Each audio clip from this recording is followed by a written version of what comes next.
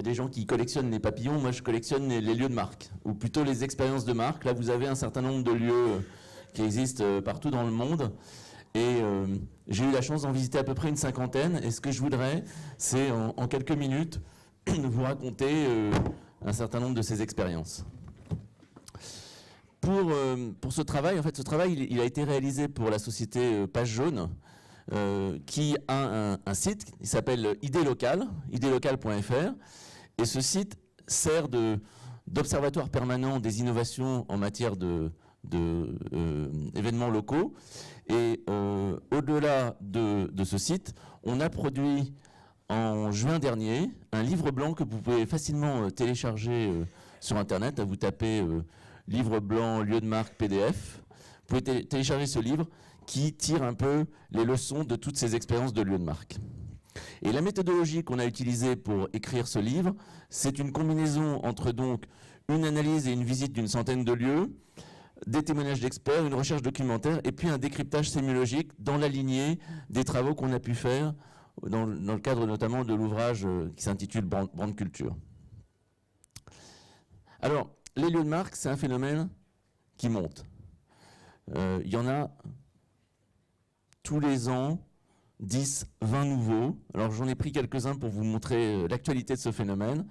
Vous avez par exemple à Saint-Étienne, en 2016, la marque de chocolat Weiss qui a lancé les ateliers Weiss.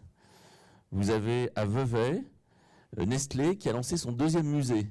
À côté du musée Chaplin, dont tout le monde a parlé, il y a l'alimentarium qui a été renouvelé. Et puis il y a maintenant Nest, qui est un musée de haute technologie autour de l'alimentation.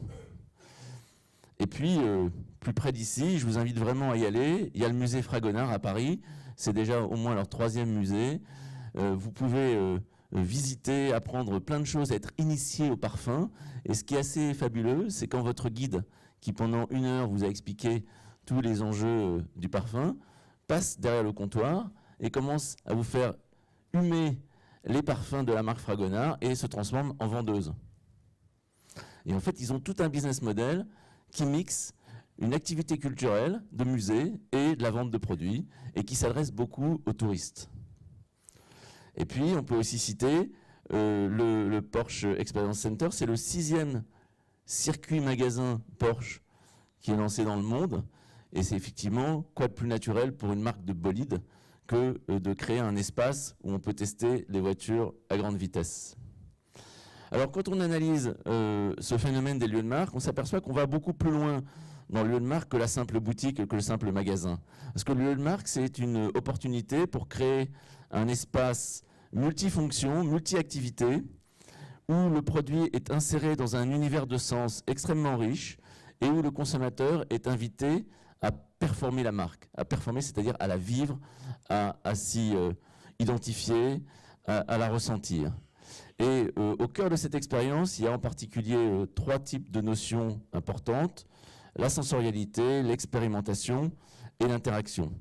La sensorialité, si vous allez à Amsterdam, juste en face du musée Van Gogh, vous avez House of Bols. House of Bols, c'est une marque de bols, c'est une marque de liqueur. Et vous avez donc un musée où on vous apprend toute l'histoire de la liqueur. Bon, il y a des gens, j'ai vu des gens qui coupaient, qui allaient directement au bar. Parce que, en fait, pour 16 €, vous avez l'entrée du musée, vous avez 2 liqueurs et puis vous avez un cocktail.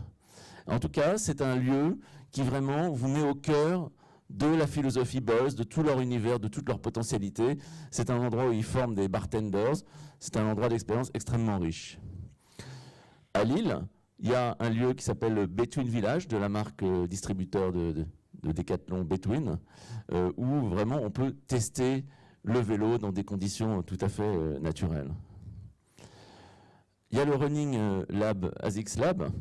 Alors, il existe à Paris, mais à Paris dans une version plutôt light. À Londres, il y a la version plus sophistiquée, où pour à peu près 150 €, pendant 2 heures et demie, on va faire un bilan extrêmement approfondi de la manière dont vous courez, de vous respirez, comment se comporte votre pied, un bilan très technique. Et sans doute, ils ont allégé le dispositif parce que le marché des gens qui sont prêts à dépenser autant d'argent et autant de temps pour connaître leur situation physiologique n'est peut-être pas illimité.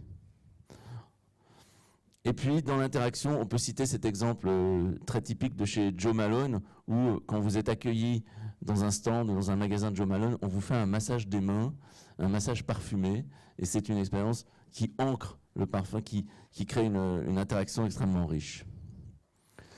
Alors, le lieu de marque, ce qu'on constate, c'est qu'il est thématisé. Et la thématisation, c'est ce qui permet de mettre en récit l'offre, c'est ce qui permet de raconter une histoire autour du magasin.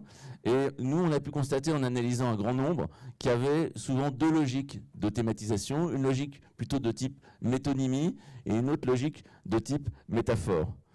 Alors, je vais rentrer dans les exemples de chaque. Métonymie, si on prend la marque Repetto, ils sont partis de l'univers de la danse et des chaussons. Et puis, vous avez constaté que dans les magasins Repetto, aujourd'hui, il y avait des parquets qui ressemblent à des parquets de danse, il y avait des bars, il y avait des miroirs. Mais il y a même eu récemment une opération très sympathique dans les vitrines des Repetto où les danseuses pouvaient apporter leurs vieux chaussons usés et raconter une histoire autour de ces vieux chaussons. Plus symbolique encore de cette idée de métonymie, hein, la partie pour le tout, une marque en Italie, Cioccolati Italiani, fait tout autour du chocolat. Tout est chocolaté. Il y a même, comme vous pouvez constater en bas au milieu, un coffre-fort avec des lingots de chocolat. Vous avez en haut à droite un espèce d'offre à 6 €. Vous pouvez consommer 5 parfums de chocolat blanc à chocolat noir avec 5 cuillères différentes. Donc vous pouvez vraiment vous éclater en chocolat. Tout est chocolaté dans cet espace. Autre façon encore de décliner la métonymie, c'est toujours à Milan, vous avez Corso Como, qui est un peu le Colette italien, qui a décliné cette petite figure du haut dans tous les espaces. C'est-à-dire le papier cadeau, la déco du magasin, tous les produits sont faits avec cette espèce de double haut hallucinant qui vampirise et qui s'essaime tout au long du magasin. Donc ça, c'est la métonymie. Du côté de la métaphore, il y a bien évidemment cette marque qui est née à Barcelone, Happy Pills, où on joue sur le saut appropriatif entre l'univers du bonbon et l'univers du médicament. Hein, puisque toute l'identité est autour de ce jeu métaphorique. Un autre exemple de métaphore, c'est Lush, avec la confusion ou le jeu qui est fait entre l'univers cosmétique, beauté et l'univers de l'alimentaire. Il faut savoir qu'il y a un certain nombre d'enfants qui se sont intoxiqués en mangeant du savon ou des produits Lush. C'est le risque en faisant des jeux comme ça. Mais bon. Et puis, il y a un petit magasin très sympa, toujours à Milan, qui s'appelle Jenny Pie. Et ce magasin propose la lingerie comme des cupcakes. Ça fait des cadeaux très sympas de mettre de la lingerie dans des cupcakes. Et propose les bikinis dans des sorbets, enfin plutôt dans des cornets à glace. Donc, vous voyez ce jeu métaphorique qui est assez jubilatoire pour le spectateur, parce que en fait, c'est comme dans la poésie, on jubile de retrouver les correspondances que l'émetteur a mis au départ. Donc, c'est parce qu'on découvre à quel point le Corso Como est si bien décliné partout qu'on prend plaisir à repérer ce jeu de correspondance. En fait, la marque et le lieu sont faits l'un pour l'autre. Pourquoi ? Parce que la marque, c'est un espace immersif qui regroupe des modalités d'expression très riches, les sensations, les émotions, l'atmosphère, le style. Et la marque, c'est un agent culturel qui dépose lui-même d'un univers très riche, discursif, stylistique, atmosphérique, émotionnel, sensoriel. Et c'est la raison pour laquelle, quand à Bruxelles, le propriétaire de l'hôtel Pantone a voulu lancer son hôtel, c'est lui qui est allé chercher Pantone. Il avait avant fait un hôtel qui s'appelle l'hôtel Blanc, et puis il s'est dit, tiens, j'aimerais bien avoir comme univers dans mon hôtel Pantone. Il a obtenu de la marque Pantone aux États-Unis la licence pour utiliser tout leur univers, et il l'a décliné à la fois dans une boutique qui se trouve au rez-de-chaussée, mais un peu partout dans les chambres et dans les lits, où l'univers Pantone est décliné par étage et par chambre. Et puis, quand on va voir le Ferrari World, qui est un parc d'attractions à Abu Dhabi, là, vous voyez une marque qui, évidemment, ne peut pas vendre quand on a des produits à 1 million d'euros, c'est pas facile de la vendre à un très large public. Il y a plein de gens qui adorent Ferrari et qui, du coup, peuvent performer la marque Ferrari d'une autre manière à travers un certain nombre d'attractions. Il y a 20 attractions différentes à Abu Dhabi. Alors, ce qu'on constate quand on est dans les lieux de marque, c'est que souvent, c'est des lieux de sociabilité. Des lieux de sociabilité, ça veut dire des hôtels, des restaurants, des bars, des parcs d'attractions, des musées. Et donc, je voudrais m'arrêter sur 2 exemples. Dans les hôtels qui sont des outils formidables, qui sont des showrooms, qui sont la possibilité d'incarner un style de vie, vous avez la maison Moschino à Milan, qui est un espèce de fabuleux showroom, puisque chaque chambre est différente. C'est un peu un hôtel conte de fées. Et là, par exemple, le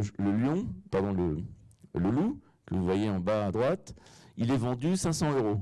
Et la plupart des pièces qui sont mises en scène dans cet hôtel sont à vendre. Donc, pensez les hôtels comme des showrooms, ou si je prends maintenant dans le domaine des musées, un autre musée absolument étonnant à Amsterdam, c'est le musée Heineken Experience. Je ne sais pas si vous avez eu l'occasion d'y aller, c'est vraiment, pour moi, une des expériences marketing les plus fabuleuses qu'on puisse imaginer.